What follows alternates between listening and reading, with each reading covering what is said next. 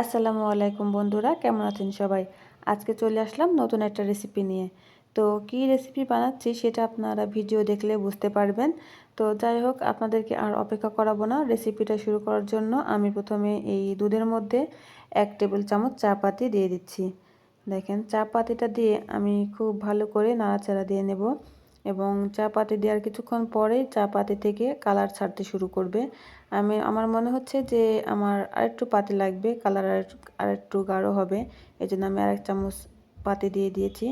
দিয়ে সুন্দর করে জাল করে নিচ্ছি। পাতিটা যতক্ষণ ধরে ভালো করে জাল করে নেবেন, চার টেস্টটা অনেক বেশি আসবে।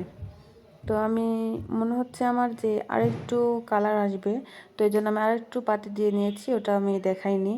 তো তারপর জাল দিয়েই যাচ্ছি, আমার মানে এত সময় ধরে জাল করতেছি, তারপরে মনে হচ্ছে চা হচ্ছে না। তো যাই হোক, মনে হয় যে আমার এবার চুলার জালটা বন্ধ করে দেওয়া উচিত, কারণ আমার যে পাত্রে চা বানাচ্ছি সেই পাতিলটা আমার পুরো ছারখার হয়ে যাচ্ছে। আসলে পাতিল পড়তেছে না, চাটাই পুরো সাইডে লেগে, দেখেন কি অবস্থা। তো এই ভেবে আমি কি আর করব, আর না জাল দিয়ে চুলার আঁচটা আবার বন্ধ করে দিলাম। তো চুলাটা বন্ধ করে দিয়ে এবার কি করব, কাপে ঢালবো। তো কাপে এক হাত দিয়ে চা ধরবো আর এক হাতে ভিডিও করব, অনেক ঝামেলা। তাই এক কাপে ঢালে কোনো রকম দেখালাম কষ্টে মষ্টে, বাকি 3 কাপে আমি পরে ঢেলে নিয়েছি। চা তো এবার চিনি দিয়ে দিচ্ছি। তো দর্শক, শেষমেশ একটা কথাই বলি, জীবনে তো কোনো কিছু আমাদের মন মতো হয় না, পারফেক্টলি হয় না।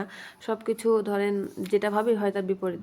তো কি করব, যেটা নিজের মন মতো পারফেক্টলি করতে পারি সেটাই করি। সেটা হলো 1 কাপ চা। 1 কাপ চায় নিজের মন মতো পারফেক্টলি বানিয়ে খাই। কি আর করা যাবে, 1 কাপ চায় যখন খাবো তখন পারফেক্টলি বানিয়ে খাই। কি বলেন সবাই? ভিডিওটি দেখার জন্য অসংখ্য ধন্যবাদ। আল্লাহ হাফেজ।